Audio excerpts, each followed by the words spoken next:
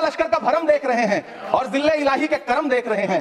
ताकत का नशा अक्ल पे हावी है तुम्हारी, तुम देख न पाओगे जो हम देख रहे हैं। कि हमसे 70 साल का हिसाब मांगने वालों, जो सरकार अपना चलाया हुआ 2000 का नोट 7 साल नहीं चला सकी, हमसे 70 साल का हिसाब मांगती है। दोस्तों, राज्यसभा में ऐसा भाषण आपने शायद ही पहले सुना होगा, जहां शायरी के जरिए सरकार को सवालों के कटघरे में खड़ा कर दिया गया। इमरान प्रतापगढ़ी के इस शायराना अंदाज ने सोशल मीडिया पर तहलका मचा दिया है। आखिर ऐसा क्या कहा इमरान ने जिसने जनता के दिलों को छू लिया? आइए जानते हैं पूरी कहानी। जैसा कि आप सभी जानते हैं, राज्यसभा का सत्र हमेशा से चर्चा में रहता है, लेकिन इस बार चर्चा का विषय बने कांग्रेस सांसद और मशहूर शायर इमरान प्रतापगढ़ी। अपने बेबाक अंदाज और शायराना तीरों से इमरान ने न केवल सरकार की नीतियों पर सवाल उठाए, बल्कि उन मुद्दों को भी सामने रखा जो जनता के दिल से जुड़े हुए हैं। इमरान प्रतापगढ़ी ने बजट पर बहस के दौरान सरकार की योजनाओं पर तीखे प्रहार किए। उन्होंने कहा कि इस बजट में किसानों, गरीबों और मजदूरों के लिए कुछ खास नहीं है।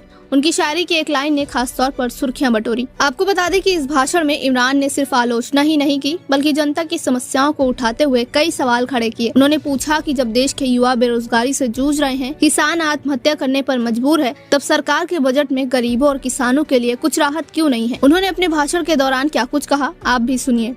मैंने तो यह भी सुना है कि वित्त मंत्री जी जो चीज खुद नहीं खाती हैं, उसके दाम से उनका कोई लेना देना नहीं होता। पार्लियामेंट आने से पहले वित्त मंत्री जी ने दही और चीनी खाई थी। अब तो उनसे यह पूछा जा ही सकता है कि उन्हें दही, दूध और चीनी का रेट तो इन दिनों पता ही होगा। क्या उसे सस्ता करवाएंगी या नहीं सस्ता करवाएंगी? अगर पता है तो कृपया सस्ता करवाइए, क्योंकि इसी चीनी ने अमेठी में एक मंत्री महोदया का राजनीतिक कैरियर कड़वा कर दिया। अपने शीश महलों में बैठे हुए सरकार के सांसद और मंत्री कह रहे हैं कि महंगाई कम हो रही है। संसद की कैंटीन से बाहर निकल करके एक चाय का कप खरीदिए, तब समझ में आएगा कि महंगाई कम हो रही है या बढ़ रही है। किसी एक दिन अपनी किसी मजदूर की तरह अपनी दिन भर की दिहाड़ी लेकर के बाजार जाइए और अपने बच्चों के लिए राशन खरीदिए, तब पता चलेगा कि महंगाई कम हो रही है या नहीं हो रही है। यहाँ बैठ करके बड़ी बड़ी बातें करना आसान है। ये चूनर धानी धानी भूल जाते, ये पुरवा की रवानी भूल जाते, जो आकर 4 दिन गांव में रहते तो सारी लंतरानी भूल जाते। टोरल बॉन्ड खरीदने वालों के नाम छुपाने वाली सरकार इन दिनों आम के ठेला लगाने वालों के नाम जानना चाहती है। मुझे तो होटलों, ढाबों या आम के ठेलों पर नेम प्लेट लगवाने वालों से पूछना है कि कभी खून की बोतल पर देखा है किसी का नाम लिखा हुआ? मुझे पूछना है कि क्या कोरोना के दौरान अपनी उखड़ती हुई सांसों के लिए ऑक्सीजन तलाशने वाले किसी इंसान ने ऑक्सीजन लाने वाले किसी इंसान से पूछा था कि ऑक्सीजन लाने वाला इंसान है? मुझे पूछना है कि लावारिश लाशों के लिए कोरोना में कांधा देने वाले, चिताओं के लिए लकड़ियां सजाने वाले किसी इंसान से पूछा गया था उसका नाम, उसका मजहब? लेकिन इन दिनों पूछा जा रहा है सभापति महोदय। अफसोस, देश के प्रधानमंत्री जी ने कभी न टूटने वाली चुप्पी ओढ़ ली है। सभापति महोदय, जनता ने 63 सीटें कम क्या कर दी? ये सरकार तो अमृतकाल का नाम लेना ही भूल गई। ये भूल गई है अमृतकाल को, ये भूल गई है मनरेगा को, ये भूल गई है मौलाना आजाद नेशनल फेलोशिप को, ये भूल गई है मणिपुर को, ये भूल गई है महाराष्ट्र को।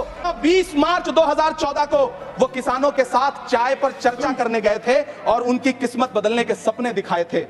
उसी यवतमाल में पिछले 6 महीने में 132 किसानों ने आत्महत्या की है। सभापति महोदय, मुझे वित्त मंत्री जी से पूछना है कि वो जो कुछ साल पहले 100 स्मार्ट सिटी बनाने का ढोल पीटा गया था, सुना है उस ढोल में पानी भर गया है, इसीलिए आपने उसका नाम बदल करके सिटीज ऑफ ग्रोथ हब्स रख दिया है। अच्छा है, नाम बदलने का खेल खेलते रहिए, आपकी कई सरकारें तो इसी वजह से चल रही हैं। इस सरकार को पढ़े लिखे लोगों से दिक्कत है सभापति महोदय, इसीलिए इस सरकार ने यूजीसी का बजट 66% कम कर दिया है। वाह इस सरकार। सभापति महोदय, एक तरफ तो इस बजट में पीएम आवास योजना के तहत 3 करोड़ अतिरिक्त मकान देने की घोषणा है और दूसरी तरफ लखनऊ के अकबर नगर में 1280 वो मकान हैं जिन्हें रिवर फ्रंट बनाने के नाम पे बुलडोजर से जमींदोज कर दिया गया। सभापति महोदय, लोग चीखते रहे, बच्चे बिलखते रहे, वसुधैव कुटुंबकम का नारा लगाने वाली सरकार इंसानों के घरौंदे उजाड़ कर जश्न मना रही है। सभापति महोदय, मेरा बहुत भावुकता के साथ देश के प्रधानमंत्री से सवाल है कि इन उजड़ते हुए मकानों और बेघर होते हुए घरों को देख करके आपको नींद कैसे आती है, आप सो कैसे पाते हैं? मेरा सवाल है इस देश के प्रधानमंत्री से, या तो लोगों के घरौंदे उजाड़ना बंद करिए या फिर करोड़ों मकान बनाने की झूठी घोषणाएं करना बंद करिए। यह बजट झूठ का पुलिंदा है। यह बजट आपके पिछले साल के बजट का कट कॉपी पेस्ट है। यह बजट हमारे चुनावी घोषणा पत्र की नकल करने की एक बेईमान कोशिश है। लेकिन कहावत है ना कि नकल के लिए भी अकल चाहिए। मेरे हाथ में एक तरफ न्याय पत्र है जो हमारा है और दूसरी तरफ अन्याय पत्र है जो आपका है। इस सरकार को आलोचना सुनने की आदत नहीं है सभापति महोदय। जब आप इनसे सवाल पूछिए तो ये कहते हैं कि आप बताइए 70 साल में आपने क्या किया है। मैं तो इस सदन में कहना चाहता हूं सभापति सभापति महोदय कि हमसे 70 साल का हिसाब मांगने वालों, जो सरकार अपना चलाया हुआ 2000 का नोट 7 साल नहीं चला सकी, वो हमसे 70 साल का हिसाब मांगती है। सभापति महोदय, मैं अंत में आपसे ये कहना चाहता हूं, ये बजट बैसाखी पर टिकी हुई सरकार का कुर्सी बचाओ बजट है। इस बजट में राज्यों के साथ, किसानों के साथ, नौजवानों के साथ, महिलाओं के साथ, देश के मिडिल क्लास के साथ अन्याय किया गया है। सभापति महोदय, इस सरकार ने नोटबंदी लगाकर देश की आम जनता की पूंजी छीन ली, बैठे नहीं बोले, कृपया टैक्स लगा करके छोटे व्यापारियों के कारोबार छीन लिए, पेपर लीक करवा करके युवाओं की आंखों से नौकरी के सपने छीन लिए, अग्निवीर लाकर देश के जवानों की उम्मीदें छीन ली, बुलडोजर लगाकर लोगों के आशियाने छीन लिए, महंगाई लाकर देश की जनता की थाली से निवाले छीन लिए और नारा लगाया कि हम तो सेवक हैं, 18-18 घंटे काम करते हैं।